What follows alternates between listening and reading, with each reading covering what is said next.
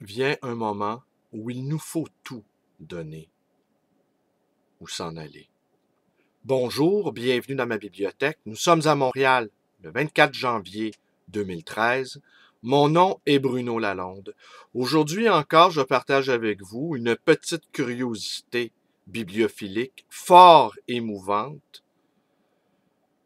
Dès une lecture de Victor Hugo, Les Contemplations, paru aux éditions Nelson, fait dans l'exemplaire ayant appartenu à cet immense poète québécois, Alfred Desrochers.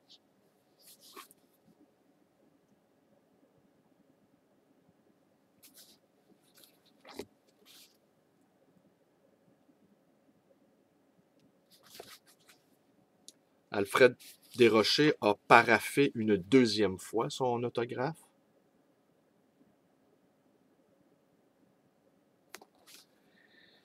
C'est un exemplaire où on trouve pratiquement aucune annotation, je dirais digne d'intérêt. Par contre, c'est un exemplaire qui est passablement souligné. Et je vais vous offrir donc quelques passages qu'a souligné Alfred Desrochers. Et j'en profite ici pour offrir à d'éventuels chercheurs qui écoutent mes vidéos, je peux mettre à la disposition de ces exégètes de l'œuvre d'Alfred Desrochers cet exemplaire qui, à mon avis, peut nous révéler beaucoup de choses. Et je ne serais pas surpris qu'on puisse trouver dans l'œuvre de Victor Hugo une profonde résonance chez celle d'Alfred Desrochers et que les passages soulignés pourraient peut-être même se retrouver, altérés, modifiés, transformés dans la prose même d'Alfred Desrochers. J'émets ici cette hypothèse, ce sera à d'autres de l'infirmer ou de la confirmer, mais je ne serais pas étonné. Les poètes, comme vous le savez, sont de grands pilleurs. Et personne n'est assez original pour se suffire à lui-même.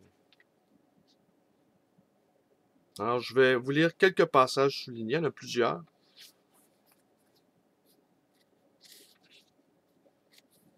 Je vais vous lire seulement que les passages soulignés. Alors, c'est tiré de... écrit en 1846. Je me rappelle encore de quel accent ma mère vous disait « Bonjour ». Aube, avril, joie éphémère.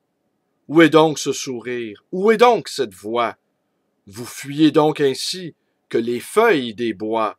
Ô baiser d'une mère, aujourd'hui, mon front sombre, le même front est là, pensif avec de l'ombre, et les baisers de moins et les rides de plus.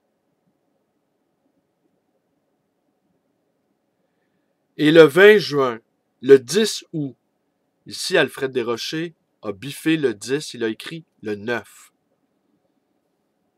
Le 6 octobre, et vous nous récitiez les quatrains que Boufflé mettait en souriant à ses blêmes éclairs.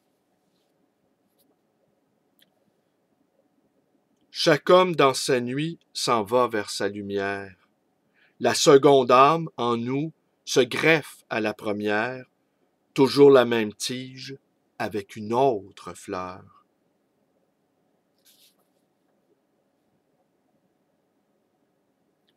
Suis-je donc? Suis-je à toujours river dans l'imbécilité? Dois-je crier « Arrière » à mon siècle, à l'idée? Non, à la vérité. Va-t'en dévergonder? L'arbre doit-il pour moi n'être qu'un goupillon au sein de la nature, immense tourbillon? Dois-je vivre pourtant? L'ignorance en échappe, cloîtré dans l'oriquet et muré dans la harpe? Dois-je exister sans être et regarder sans voir? Et faut-il qu'à jamais pour moi, quand vient le soir, au lieu de s'étoiler, le ciel ce fleur de lys, et les premiers courroux de mes odes imberbes. Et j'ai dit, texte, Dieu, contresens, royauté. J'ai vu le loup mangeant l'agneau dire, il m'a nui. C'est la lueur de sang qui se mêle à l'aurore. Les révolutions qui viennent, tout venger, font un bien éternel dans leur mal passager. Quand le pied des méchants passe et courbe la tête du pauvre, partageant dans l'auge avec la bête. Les mondes sociaux heurtent leurs équateurs. Le fer dit que le sang qui jaillit se révolte. Ma raison a tué mon royalisme en duel. Marc Aurèle écrivait « Je me trompais jadis, mais je ne laisse pas, allant au juste, au sage, mes erreurs d'autrefois me barrer le passage. » Et j'ai collé ma bouche à toute âme tuée, comme font les enfants, anges aux cheveux d'or, sur la mouche qui meurt, parce qu'elle vole encore. J'ai réclamé des droits pour la femme et l'enfant. Puisque nous sommes là causant entre deux portes, on peut être appelé renégat de deux sortes, en se faisant païen, en se faisant chrétien. L'erreur est d'un aimable et galant entretien.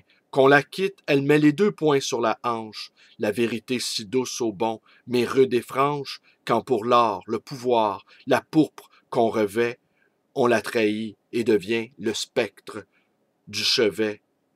L'une est arrangère et l'autre est l'Euménide, et nous ne fâchons point. Bonjour, Épiménide.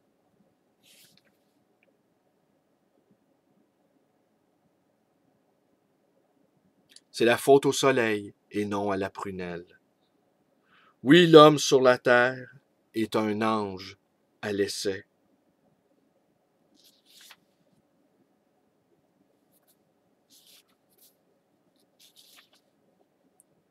Où sont-ils les amis de ce temps que j'adore? Le parc avait des fleurs et n'avait pas d'arbres. Oh, comme il était beau le vieillard sous les arbres. Je le voyais parfois dès l'aube sur un banc, s'asseoir tenant un livre. Je sentais, j'entendais l'ombre autour de lui vivre et chanter dans les bois. Il lisait, puis dormait au baiser de l'aurore, et je le regardais dormir, plus calme encore que ce paisible lieu, avec son front serein, d'où sortait une flamme, son livre ouvert devant le soleil, et son âme ouverte devant Dieu.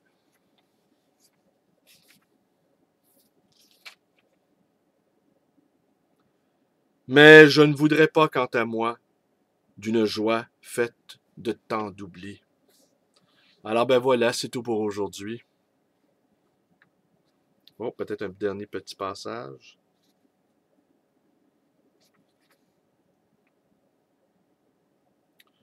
Nous naissons tous ce que nous sommes, Dieu de ses mains, sacre des hommes, dans les ténèbres des berceaux, son effrayant doigt invisible écrit sur leur crâne la Bible des arbres, des monts et des eaux.